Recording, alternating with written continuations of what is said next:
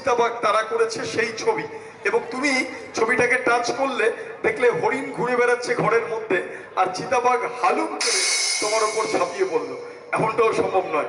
ছবি তো একটা নেহাত ছবি, সেটা বাস্তবে আসা সম্ভব নয়, কিন্তু ম্যাজিকের সাহায্যে এমন অনেক কিছুই সম্ভব।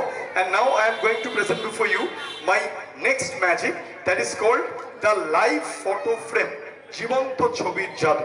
দেখো, আমার কাছে একটা গোল্ডেন ফ্রেম আছে। গোল্ডেন ফ্রেমটা আমি নিয়ে আসতে বলবো আমাদের সহকারী বন্ধুদের।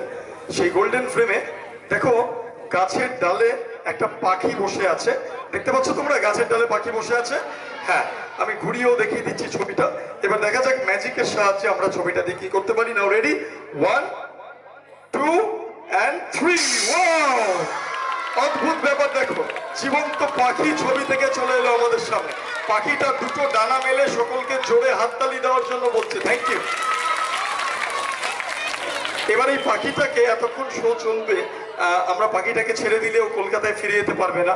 আছেন কেন, বরং বর না দিয়ে একটা সুন্দর দেখতে বউদিন, তা উনি বর স্বরূপ আমাকে এই জাদু কলসিটা দিয়েছিলেন এবং বলেছিলেন যে তুমি দেশ বিদেশ যেখানেই অনুষ্ঠান করতে যাও না কেন, কোনোদিন তোমার জলের সমস্যা হবে না।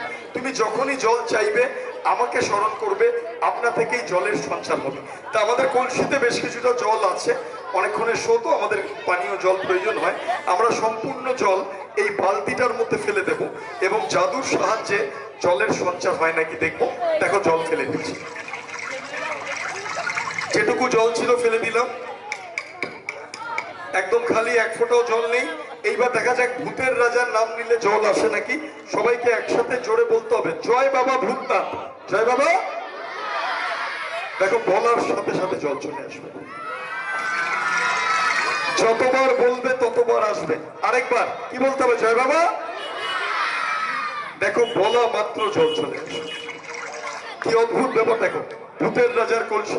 আরেকবার কি বলতে হবে, জয় বাবা। এই পিছনে যারা যারা বলছো না, রাতে কিন্তু ভূত এসে ঘাড় মোটকে দেবে। সবাইকে বলতে হবে একসাথে, জয় বাবা ভূতনাথ। বলার সাথে সাথে দেখো, again and again the water will come out. আরেকবার পরীক্ষা করে দেখি, কি বলতে হবে, জয় বাবা। একে লোকনাথ বলছো, লোকনাথ বললো। ভগবান লোকনাথের নাম আমরা তো সবসময় নিই, একাধবার ভূতেদের নামও নিতে হবে, নাহলে রেগে যাবে তার। ভালো করে, জয় বাবা ভূতনাথ। বলার সাথে সাথে দেখো জলের সঞ্চার, অফুরন্ত জলরাশি। আমরা বিভিন্ন খেলার মাঝে মাঝে জল সৃষ্টি করবো। আরেকবার, আরেকবার, তাহলে জোরে বলতে হবে তো। কি বলতে হবে, জয় বাবা। বলা মাত্র জলের সঞ্চার হবে। শুধু এটা দেখিয়েই 3 ঘন্টা কাটিয়ে দেওয়া যায়। ঠিক আছে, স্টার্ট। নমস্কার, আমি ম্যাজিশিয়ান এ সরকার। আজকে ডানকুনিতে সরস্বতী পুজো উপলক্ষে, সরস্বতী পুজোর দিনে 14ই ফেব্রুয়ারি আমি এই সরকার এসেছি, পারফর্ম করেছি। পারফরমেন্স শেষে ক্লাবের সমস্ত দাদারা রয়েছেন, অত্যন্ত পরিশ্রম করে ওনারা আজকের এই অনুষ্ঠান শুধু নয়, এই পুজোটা দীর্ঘ 12 বছরেরও বেশি ওনারা চালিয়ে যাচ্ছেন। আমি দাদার সঙ্গে আলাপ করে নেবো। আপনার নাম? মানিক দাশগুপ্ত। আচ্ছা। আমি এই পুজো কমিটির সভাপতি। আচ্ছা, এই পুজোটা কত বছর হচ্ছে? দীর্ঘ 20-25 বছরেরও বেশি এই পুজোটা। আচ্ছা, আমি দায়িত্ব পদ নিয়েছি এটা 12 বছর ধরে। 12 বছর, যেটা বলছিলেন। এবং ছোট ছোট ভাইরা, যেমন আমার কাছে এখন এই মুহূর্তে রয়েছে ঋষি ভাই রয়েছে, সুমিত রয়েছে, আমাদের ঋত্বিক বাবু রয়েছে। আমার খুব পরিশ্রম করেছে, অক্লান্ত পরিশ্রম ঋত্বিক করেছে।